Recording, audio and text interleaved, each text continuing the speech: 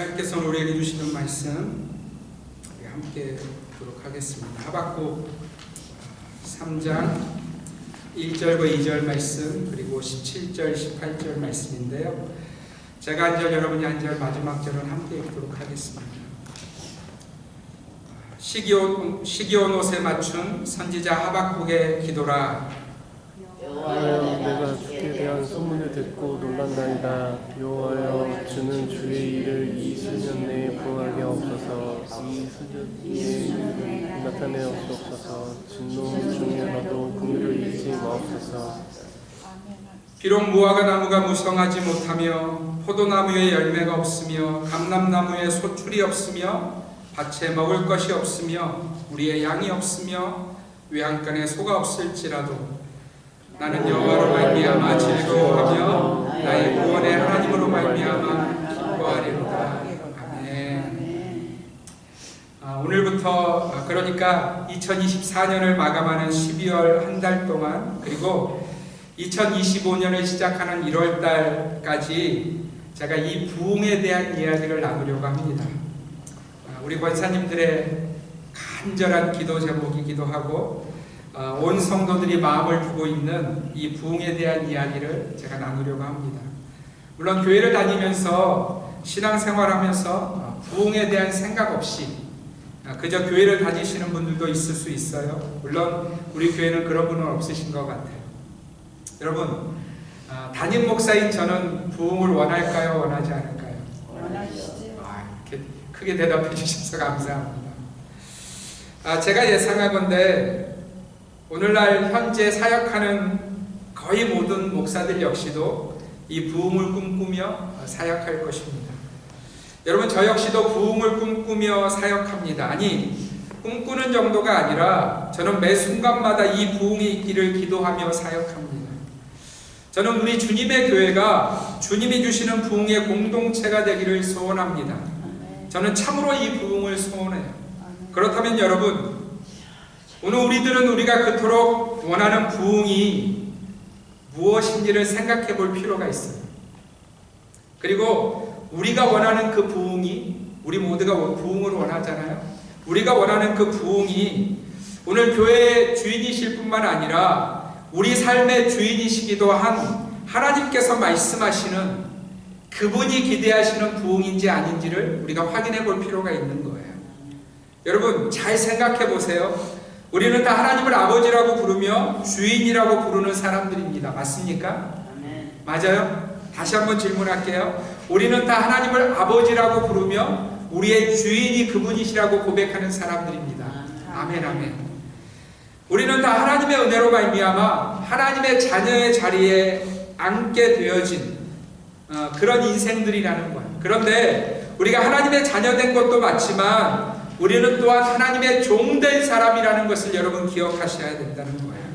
우리는 주님의 종이고 주님의 청지기들이라는 것입니다. 오늘 하나님은 그런 부르심 가운데 있는 저와 여러분들의 삶 가운데 부흥이 있어야 된다고 말씀하고 계세요. 하나님은 자신의 공동체 안에서 부흥을 찾으신다고 말씀하고 계세요. 그리고 자신의 백성된 우리들에게 하나님은 부흥의 공동체가 되어야 한다고 말씀하십니다. 그러면 종된 우리 모두는 바로 그 부흥을 가진 자가 되어야 하지 않겠습니까? 종된 우리는 우리의 모든 삶을 통해서 하나님이 말씀하시는 그 부흥, 내가 생각하는 부흥이 아니라 하나님이 말씀하시는 그 부흥이 우리 안에 있어야 되지 않겠어요? 여러분, 우리가 좀 더 깊이 생각해 보셨으면 좋겠어요. 나도 부흥을 원하고 우리의 주인 되신 하나님께서도 부흥을 원하신다고 말씀하시고 우리에게 그 부흥을 찾으시겠다고 말씀하시는데, 그러면 종된 청직이 된 우리는 우리의 주인 되신 하나님께서 원하시는 그 부흥을 마음과 삶에 두고 있느냐? 혹시라도 우리가 말하는 부흥이 하나님이 말씀하시는 부흥이 아닌데도 불구하고 우리가 그것들을 붙들고 부흥이라고 우기고 있는 것은 아닌가? 여러분 생각해 보셔야 한다는 거예요. 이게 여러분 정말 중요한 질문이에요. 다시 한번 이 말씀을 들으셨으면 좋겠어요. 우리가 생각하는 부흥과 우리의 주인 되신 하나님이 말씀하시는 부흥이 같아야 되잖아요. 맞습니까? 그래야 소망이 있는 거죠. 그런데 하나님이 우리의 주인 되신, 우리의 모든 것 되시는 하나님이 말씀하시는 부흥과 혹시라도 내가 생각하는 부흥이 다르면, 여러분 이거 큰 문제 아니에요? 그분이 주인이신데 주인이 말씀하신 그 일을 하지 않는 것입니까? 여러분 이거 굉장히 큰 이슈가 되고 문제가 되는 거죠. 물론 이 시대의 가장 큰 문제는, 이 시대 교회들의 가장 큰 문제는 부흥에 대한 사모함이 없어졌다는 것이 제일 큰 문제입니다. 그냥 교회 생활을 하는 거예요. 지금 사람들이 원하는 건 부흥이 아니라 그저 자신의 삶에서 만나고 있는 어떤 문제들이 해결되는 것일 뿐, 부흥? 그런 것에는 별로 마음이 없어요.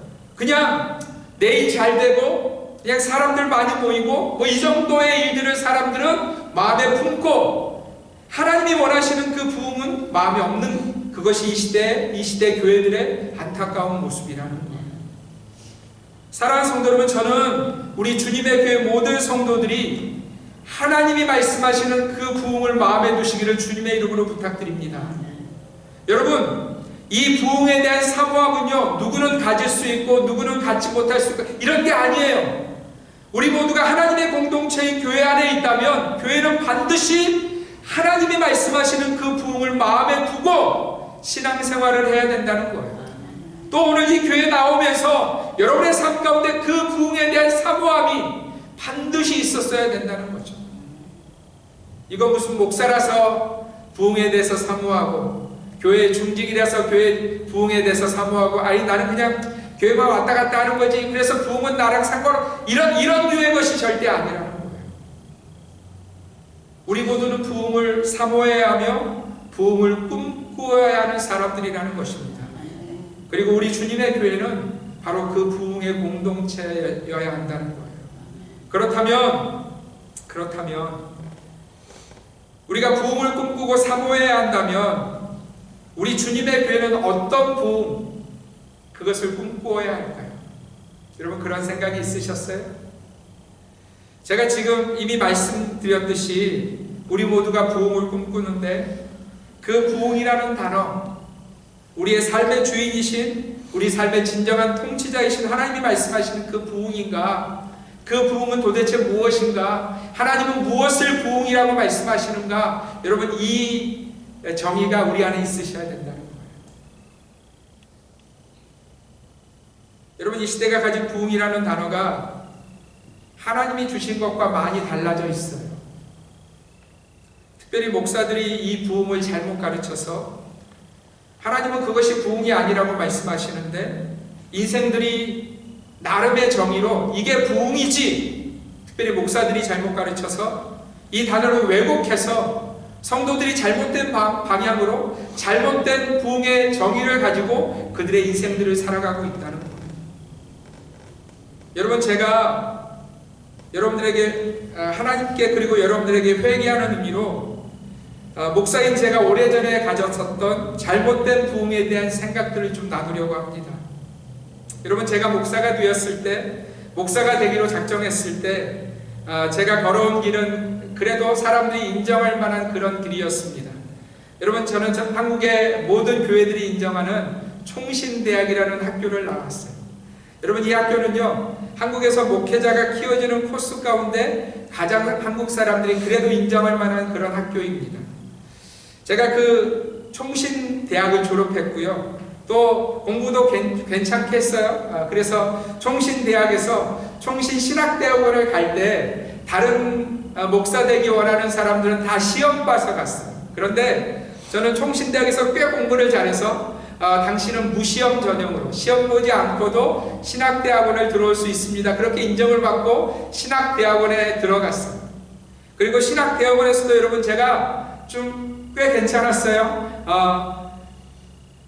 한 학년에 800명인데 그 800명 가운데 3등을 함으로 성적 장학금을 받을 정도로 제가 꽤 괜찮게 공부도 했어요. 여러분 그런데 그런 제가 7년을 신학교를 다니면서 제 마음 가운데 꿈꾸었던 부흥이 무엇이냐면, 회개하면서 말씀드리는 거예요. 어떤 꿈을 꾸었냐면, 여러분, 제가 그 학교에 다니는데 가끔 그 학교에서 이 목회자들이 회의 때문에, 신학교니까 목사님들이 뭐 이사도 되고 그렇게 하시잖아요. 회의 때문에 학교에 이렇게 오실 때가 있어요. 그런데 그분들이 이렇게 학교에 오시면서 꽤 이렇게 그 당시에 잘 나가던 목사님들이죠. 한 성도들 2,000명 이상의 교회 목회자들이에요. 그런 분들이 학교에 오시면서 어떻게 오시냐면, 회의가 있는 날은 우리가 정확하게 알아요. 왜냐하면 저희 그 종합관 큰 건물 앞에 차들이 이렇게 쫙 나래비로 서는데, 하얀색 에쿠스들이 이렇게 쫙 섭니다. 여러분이 하얀색 에쿠스가 어떤 차인지 잘 모르실 텐데, 그 당시만 해도 이 하얀색 에쿠스를 누구만 탈 수 있었냐면, 현대나 이 재벌가의 사장급만, 전무급도 탈 수 없어요. 사장급만 탈 수 있는 차가 하얀색 에쿠스였어요. 여러분 기억하고 계세요? 굉장히 비싼 차예요. 그 당시만 해도 거의 1억에 가까운 그런 차. 여러분 지금도 차가 1억이면 굉장히 좋은 차잖아요. 근데 한 20년 전쯤에 그 1억 가까운 차들이 학교 앞에 이렇게 쫙 누가 타고 오는 거예요? 목사님들이. 그러면 학생인 제가 이렇게 공부하기 위해서 종합관을 들어가다 그 에쿠스를 보면서 마음에 무슨 꿈을 꾸었냐면, 하나님, 저도 목사가 될 건데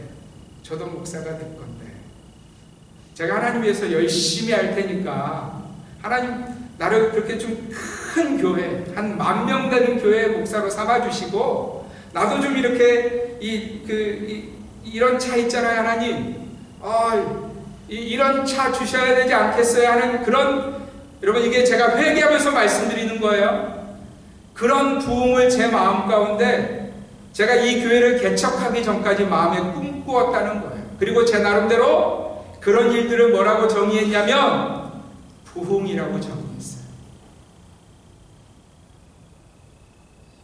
사랑하는 성도분 잘 들으세요. 제가 여러분들한테 먼저 우리 하나님 앞에 회개하고 제 마음에 우리 성도들한테 회개하면서 말씀드리는 거예요.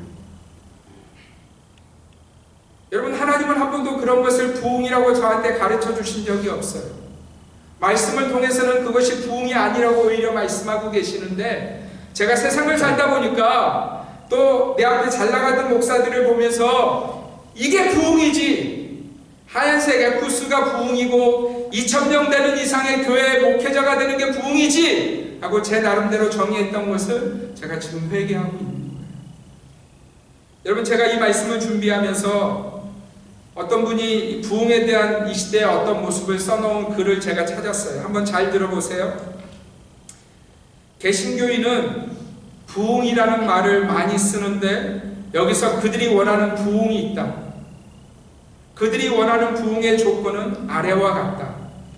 첫 번째, 교회 건물이 일단 커져야 하고 문을 닫는 일이 없어야 한다.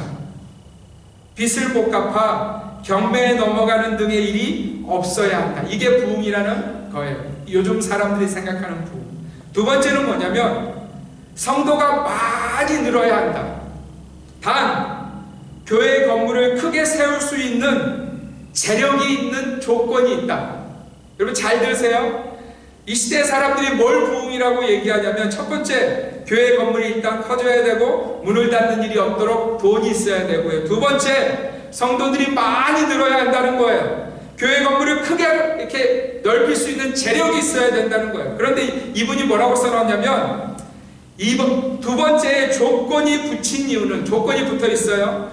가령 극빈자 1,000명이 어느 교회에 몰렸다고 치자, 성도는 늘었을지 몰라도 교회 건물을 크게 세울 수는 없으니 이를 부흥이라고 보지 않는다.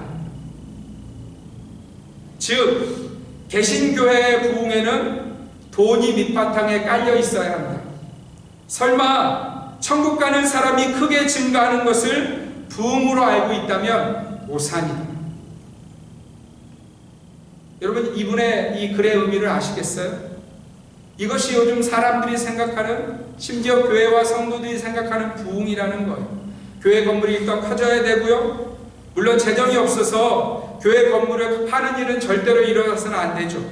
더욱 중요한 것은 사람들이 많이 몰리되, 그러니까 1000명이 몰리되 그 1000명이 급빈자여서는 안 된다는 거예요. 홈리스여서는 안 된다는 거예요. 여러분, 이 말을 우리 교회로 바꾸면 잘 들으세요.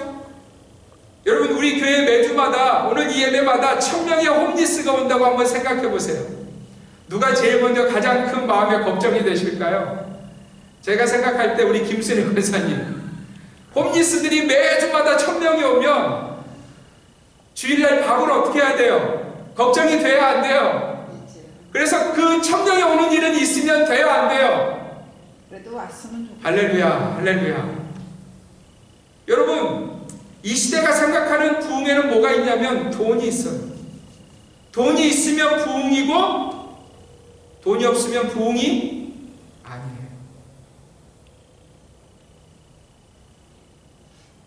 사랑하는 성도 여러분, 우리가 생각하는 부흥이 뭐냐는 거예요. 우리가 이 땅을 살아가면서 나는 내가 하나님을 믿는데 나는 도대체 어떤 부흥을 꿈꾸고, 물론 부흥 모르겠어. 그냥 교회 나가는 건 또 버거워. 교회 생활 힘들어. 여러분, 이러면 정말 큰 문제고요. 부흥을 꿈꾸기는 하는데 내가 생각하는 부흥이 하나님이 찾으시는 그 부흥인가? 내가 정말 부흥을 사모하고 꿈꾸는데 그게 하나님이 기뻐하시는 부흥인가? 여러분, 이걸 생각해 보셔야 된다는 겁니다. 여러분, 오늘 성경에도 우리가 생각하는 그 부흥을 처음에 마음에 꿈꾸었던 사람이 있어요. 하박국이라는 선지자입니다. 여러분, 하박국서의 시작은 하박국의 답답함으로 시작되어져요. 하박국이 너무 답답하다, 그 마음이 너무 답답하다는 거예요. 어쩌면 요즘 우리 권사님들의 답답함보다 더한 답답함이 우리 하박국 선지자의 마음에 있었다는 거예요. 그래서 하박국서 1장부터 보면 그가 하나님 앞에 답답하다고 소리쳐요. 여러분, 그가 어떻게 소리치냐면 제가 정리해봤더니 이런 거예요. 들어보세요. 하나님, 제가 살려달라고 부르짖어도 듣지 않으시고 폭력이다 외쳐도 구해주시지 않으십니다. 어찌하여 나로 불의만 보게 하시고 어찌하여 악을 그대로 보기만 하십니까?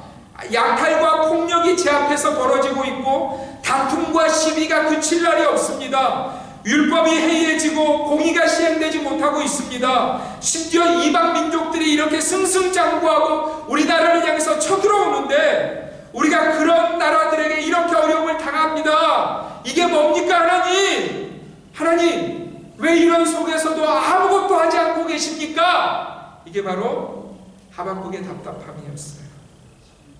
여러분, 오늘의 저와 여러분들의 말로 바꾸면, 하나님, 우리가 이렇게 열심히 모여서 교회로 모이고 우리가 이렇게 열심히 교회 생활하고 우리가 열심히 이렇게 기도하는데 왜 하나님은 아직도 아무 일도 안 하세요? 라는 그 답답함. 여러분, 오늘 이 하박국 선지자의 답답함, 우리 인생에 그런 답답함이 있다는 거예요. 여러분, 하박국이 만나고 있는 현실이 얼마나 우리보다 어려웠냐면 이미 북이스라엘이 아수르에 의해서 망했어요. 자신의 한 나라가 12지파 중에 10지파가 나갔지만 그 나라가 이미 이방 민족인 아수르에 의해서 망했다는 거예요. 그리고 자신이 지금 남유다에서 사역하고 있는데 남유다 역시도 지금 바벨론이 쳐들어오고 있어서 금방 망할 수 있는 그런 어려움 가운데 하박국이 서 있는 거예요. 여러분, 이 국군이 이렇게 왔다 갔다 하니까 하박국의 마음이 얼마나 답답하겠습니까? 여러분, 상황이 이렇다면 지금 하박국의 마음이 온통 어디에 가 있겠어요? 이 상황과 현실에 가 있는 거죠. 물론 하박국 나름대로 이스라엘을 정말 사랑하고 있지만, 그러나 하박국이 알지 못하는 것이 있다고 주님이 말씀하고 계세요. 여러분, 현실은, 상황은 너무 어려운데 지금 하박국이 지금 현실만 보고 있는 거예요. 상황만 보고 있는 거예요. 그런데 그러면서 놓치고 있는 게 뭐냐면 이스라엘 백성들의 영적인 상태였어요. 여러분, 여러분 이스라엘 백성들, 이 하박국 시대의 이스라엘 백성들의 영적 상태가 어땠는지 한번 들어보십시오. 먼저 하박국 2장 4절입니다. 함께 읽습니다. 시작. 보라, 그의 마음은 교만하며 그 속에서 정직하지 못하나 의인은 그의 믿음으로 말미암아 살리라. 여러분 하나님이 가장 싫어하는 죄가 뭔지 아세요? 교만이라는 죄예요. 여러분 잘 기억하세요. 하나님이 가장 싫어하는 죄는 교만이라는 죄예요. 여러분 하나님이 교만을 이토록 싫어하시는 이유는 그 교만이라는 죄의 어떤 형태가 뭐냐면 하나님이 없는 것처럼 사는 삶이기 때문에 이 교만이 하나님이 가장 싫어하는 죄라는 거예요. 교만은요, 하나님 자리에 인간 스스로가 앉는 것이에요. 여러분 그러면 이 교만의 반대말이 무엇일까? 오늘 본문에서 찾아봤더니 교만의 반대말이 그저 겸손이 아니라 교만의 반대말이 믿음이라는 거예요. 여러분 잘 기억하세요. 교만의 반대말이 뭐라고요? 믿음이라는 거예요. 교만이 어떤 죄이냐면 살아계신 하나님이 우리와 함께 하심에도 불구하고 마치 하나님이 없는 것처럼 살아가는 것, 스스로 하나님 되어서 살아가는 것이라는 그 모습이라고 성경이 말씀하시는데 그 반대말이 믿음이라는 거예요. 그러면 믿음은 뭐예요? 어떤 상황과 현실 속에서도 누가 계시다고 믿는 거예요? 하나님이 계시다고 믿는. 그래서 여러분 교만과 믿음은 전혀 반대말이라는 거예요. 사랑하는 성도 여러분, 그래서요 우리의 삶을 살아갈 때 제발 이 교만의 모습이 없으시기를 주님의 이름으로 부탁드립니다. 여러분 교만한 자가 만날 것은요 하나님의 은혜가 아니에요. 교만한 자가 만날 것은 하나님의 심판과 진노임이 분명하기에 여러분 우리가 이스라엘 백성들을 통해서 보잖아요. 이스라엘 백성들이 왜 망했어요? 왜 망하고 있어요? 교만했기 때문에. 오늘 그들 가운데 있던 죄인 이 교만을 하나님이 징계하시고 진노하신 사건이 바로 이스라엘 백성이 망하는 사건이었다는 거예요. 여러분 우리가 한 가지 더 기억해야 될 것이 있어요. 교만이 하나님이 제일 싫어하는 것이라고 말씀드렸는데 이 교만처럼 하나님이 또 싫어하시는 것이 있어요. 교만은 내 어깨를 이렇게 딱 올리고 살아가는 거잖아요. 그죠? 나 괜찮아. 내 스스로 나 괜찮은, 나 뭐든지 뭐 이런 생각을 가지고 살아가는 인생인데 여러분 그 반대의 모습은 뭐냐면 항상 불안하고 두려워하는 인생. 여러분 이것 또한 하나님이 가장 싫어하시는 죄 중에 하나예요. 여러분 불신앙은 죄예요. 그죠? 하나님을 믿지 않는 그 불신앙은 죄인데 그 불신앙의 사람들 속에 나타나는 그 근심. 야, 우리 교회 괜찮을까? 내 가정 괜찮을까? 내 삶이 괜찮을까?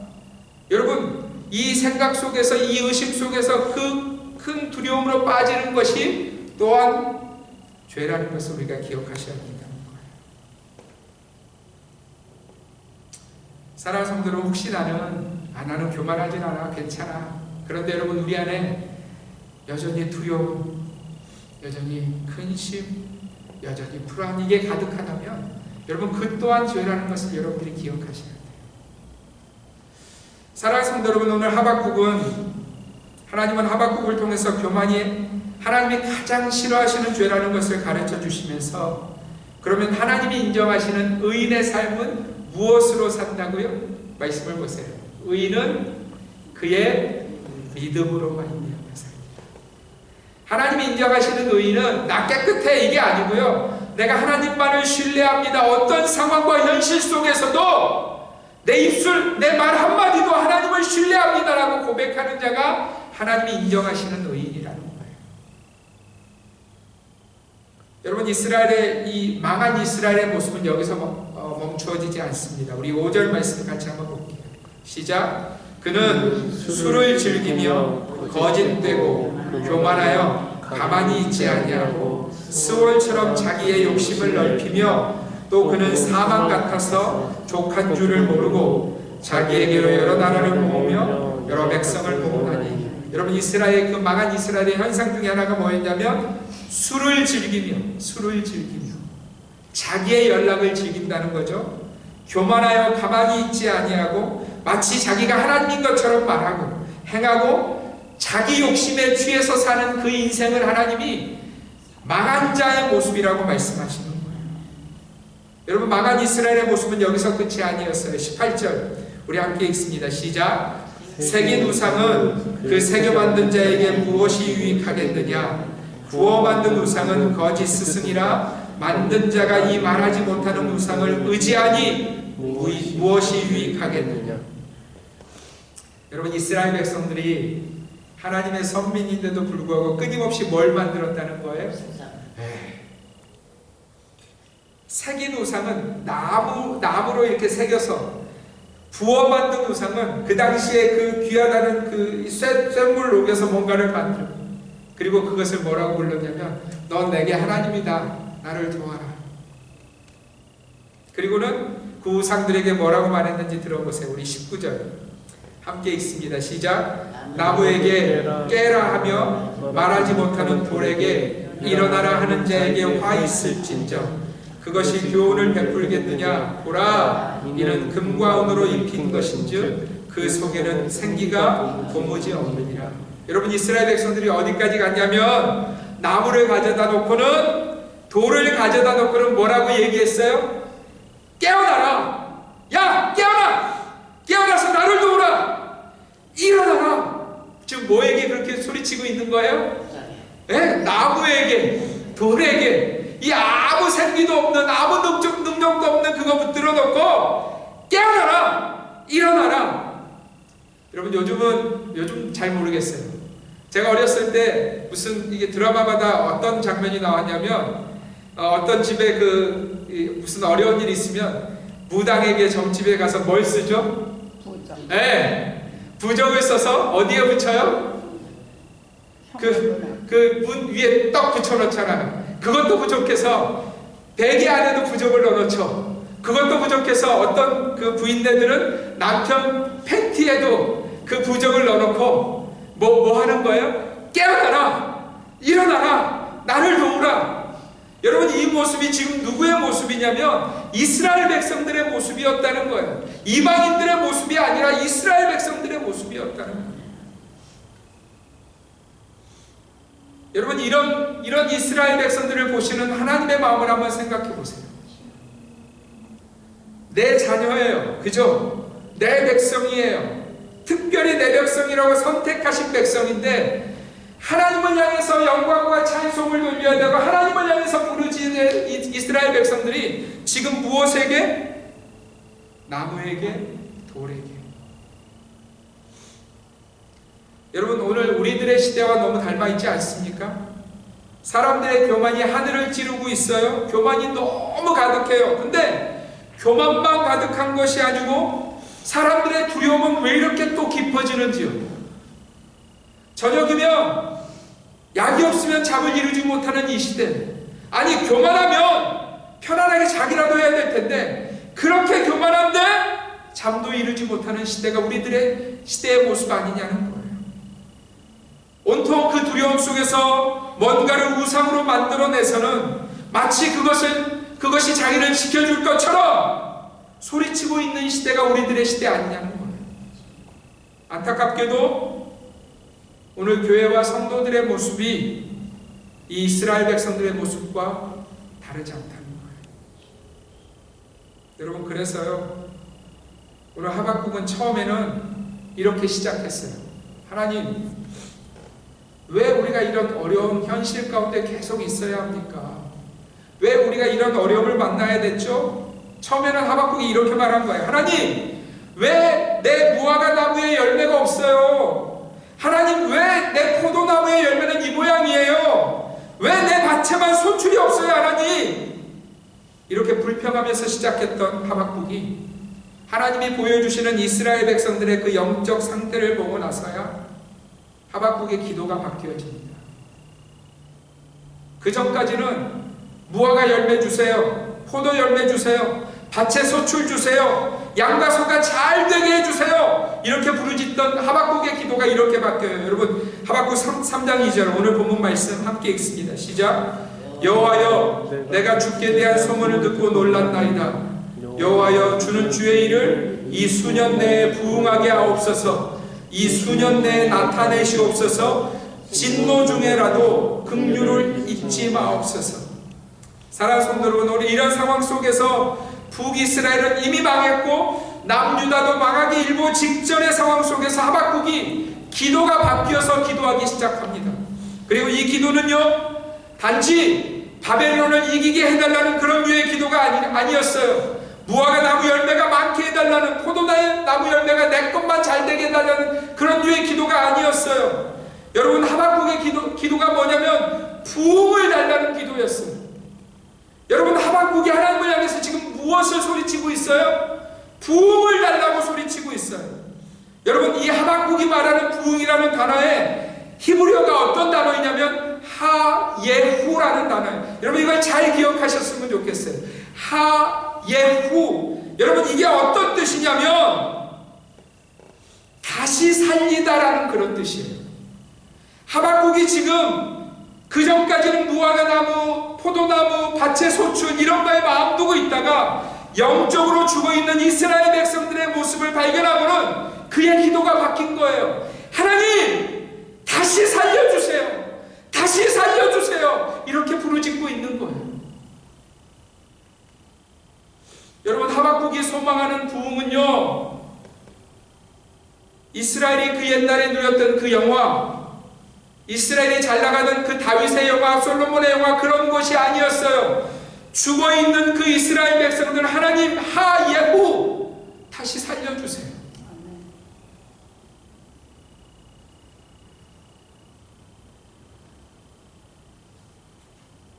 영적으로 죽은, 영적으로 완전히 죽어서 받을 것이 하나님의 심판밖에 없는 이스라엘, 자신의 백성들의 그 영적인 상태를 하박국이 깨닫고 나서야 하박국은 기도하고 있는 거예요. 하나님, 부흥을 주세요. 부흥을 주세요. 사랑하는 성도 여러분, 오늘 우리가 하나님 부흥을 주옵소서라고 기도하고 있다면, 그리고 그 부흥이 하나님이 기대하시는 부흥이라면 우리는 이렇게 기도하고 있는 겁니다. 하나님, 주님의 교회에 부흥을 주옵소서. 하나님, 여러분, 우리가 제대로 기도하고 있다면 하나님, 우리를 다시 살려주옵소서. 하나님, 영적으로 죽어있는 교만함과 두려움과 술과 자기 욕심에 빠져서 이미 죽은 우리를 다시 살려주옵소서가 바로 우리 주님의 교회가 제대로 부르짖고 있는 부흥을 주옵소서라는 기도입니다.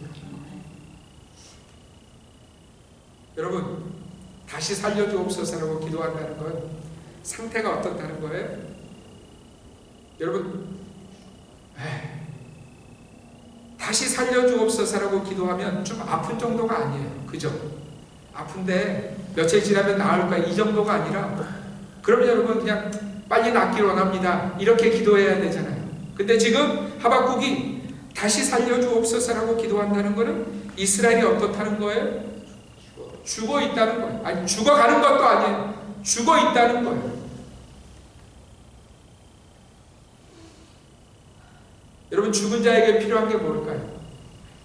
죽어 있는 자에게 뭐가 필요해요? 그 죽은 자에게 세상에서 제일 비싼 옷을 입히면 그에게 좋은 것인가요? 그 죽은 자에게 세상에서 제일 비싼 보석을 착용해주면 그에게 좋은 것인가요? 그 죽은 자에게 세상에서 제일 좋은 집을 주면 그게 그에게 좋은 것인가요? 여러분, 우리가 종종 이런 장면 장례식 때 본 적이 있어요. 누군가의 장례식에 참석해서 비용을 바치고, 제가 이제 그 장례식을 끝나고 관을 덮기 전에 가족 중에 어떤 분이 평소에 이분이 차던 그 비싼 시계 있잖아요. 그걸 이렇게 관 덮기 전에 이렇게 넣을 때가 있어요. 혹은 비싼 어떤 그 장신구, 보석 같은 걸 관 덮기 전에 넣을 때가 있어요. 여러분, 그게 그 죽은 자에게 의미가 있을까요? 제가 요 근래 그 장례식장에서 본 건, 그 장례식 그 매니저 하는 사람들이요, 뭔가 넣으려고 그러면 그렇게 하지 마세요. 오히려 이제는 그렇게 얘기해요. 왜 그렇게 얘기해요? 아무 의미가 없어요. 아무리 비싼 시계를 넣어줘도, 아무리 비싼 보석을 그 인생에 넣어줘도 죽은 자에게는 그게 의미가 없는 거예요. 만약에 그 인생에 정말 의미가 있으려면 다시 살아나야 의미가 있는 거예요. 요즘 제 아내가 저희 장모님을 돌보기 위해서 매일 그 호스피스라는 그 병원을 방문하고 계세요. 여러분, 호스피스가 어떤 병원인지 아시죠? 호스피스는요, 치료하기 위해서 들어가는 곳이 아니에요. 호스피스에 들어가서 치료해서 나오는 일은 없어요. 호스피스는 이제 그분이 정말 마지막 때가 되었구나, 마지막 때에 좀 통증이라도 없도록 도와드리자라고 만든 병원이 호스피스예요. 저희 장모님이 계신 그 방에도 4분의 환자가 계시는데, 제 아내가 방문했던 그 며칠 동안에도 같은 방 안에 계시는 분이 어느 날 갔더니 그 침대가 비어져 있더라는 거예요. 여러분, 저희 장모님이 계신 그 방에는요, 상태들이 어떠냐면 다 소변줄, 대변줄을 다 하고 계시고, 한 분은 새로 들어오셨는데 암이 이미 온몸에 다 퍼질 대로 퍼지다 못해서 입안까지 다 퍼진 거예요. 입 안에까지 종양이 이렇게 나온 거예요. 그래서 아무것도 드시지 못하는 상태로 그 호스피스에 들어오셨어요. 여러분, 만약에 이분들에게 당신에게 가장 필요한 게 뭡니까? 이렇게 질문한다면, 내가 당신이 가장 필요한 거 줄 테니까 당신 뭐가 가장 필요합니까? 라고 질문하면, 여러분, 그 환자분들 중에 혹시라도 나 지금 제일 필요한 게 돈입니다, 나 지금 제일 필요한 게 새 집입니다, 나 지금 제일 필요한 게 성공입니다, 누군가 그 환자분들 중에 그렇게 얘기하면 여러분이 그것을 보고 있다면 여러분 뭐라고 생각하실 것 같으세요? 필요한 건 천국입니다. 아멘, 아멘. 필요한 걸 모르시네. 당신에게 정말 필요한 건 하나님 나라야 라고 우리는 안타까우면서 얘기해 준 거예요. 사랑하는 성도 여러분, 하박국이요, 처음엔 불평하면서 시작했어요. 불만하면서 두려워하면서 시작했어요. 그런데 부흥을 원했는데 그 부흥이 정말 내게 필요한 부흥이 아니라는 것을 깨닫고 하나님 앞에 진정한 부흥을 소원하기 시작한 거예요. 하나님, 이 이스라엘 백성들 다시 살려주옵소서.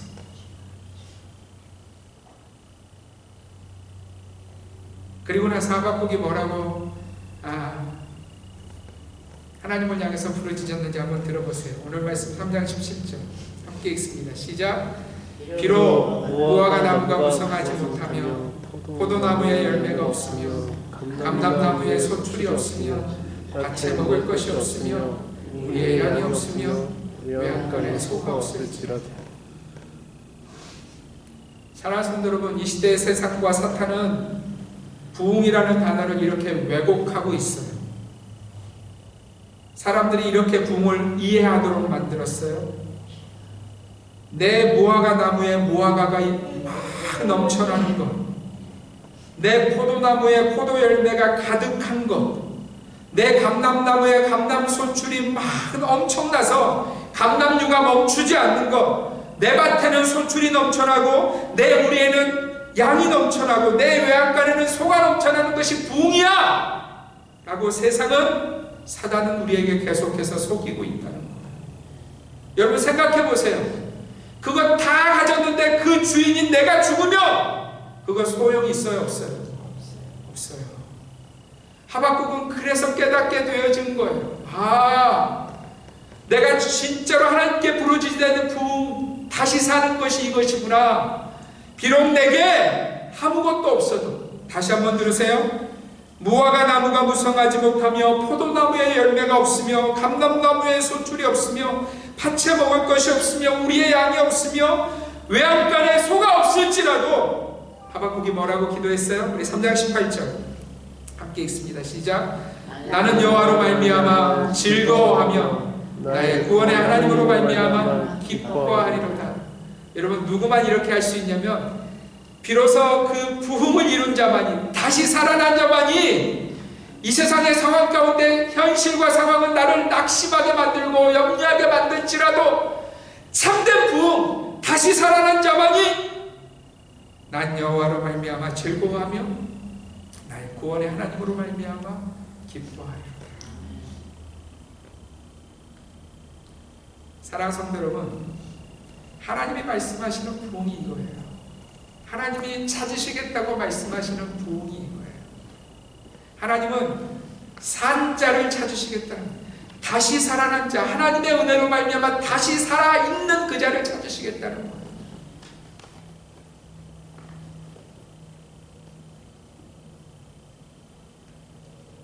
사랑하는 성도 여러분, 우리가 부흥에 대해서 듣고 있어요. 여러분 생각해 보시기를 바랍니다. 제가 이 교회 담임 목사잖아요. 그래서 만약에 여러분들은 다 죽어 있는데, 영적으로 다 죽어가는데, 제가 계속해서 성도 여러분 건물 사야 합니다. 그러니 헌금 좀 더 내세요. 아니 성도 여러분, 제 차가 이게 뭡니까? 에쿠스 정도는 타야 여러분도 창피하지 않으시죠? 그리고 제가 20년 전에 어떤 교회 얘기 들었는데요. 그 교회 목사는 여러분, 어느 날 교회 건물이 있는데 로비를 들어가다가 성도한테 그랬대요. 로비 그 분위기가 좀 그렇네. 그랬더니 그 당시에 한 성도가 1억 원을 쫙 헌금해서 바로 그 주간에 이 인테리어를, 로비 인테리어를 다 바꿨대요. 1억을 들여서.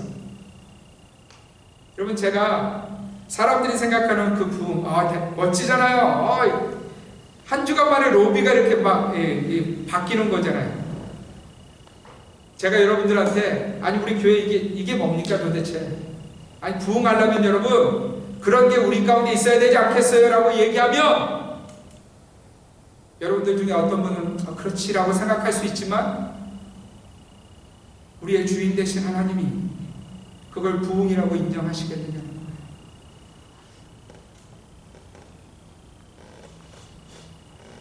사랑하는 성도 여러분, 저는 우리 주님의 교회에 참된 부흥이 있었으면 좋겠어요. 여러분, 부흥이 뭐라고요?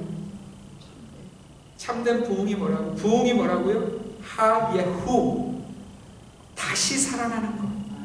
여러분, 제가 소망하는 부흥이 그거예요. 저는 우리 권사님들의 심령 안에 부흥이 있었으면 좋겠어요. 여러분, 권사님들이 살아나야 죽어있는 자들이 보고, 이야, 저 교회 살아있네. 난 죽어있는데, 난 맨날 두려워서 어쩔 줄을 모르고 있는데, 야, 살아있는 저분들 보니까 저 교회, 야, 소망이 있네. 나 저 교회 가볼까? 이런 생각이 들지 않겠어요? 권사님들이 죽어있으면, 그 죽음의 이야기 맨날 나누고 있으면 세상의 사람들의 관심이 우리 교회로 올 수 있겠느냐는 거예요.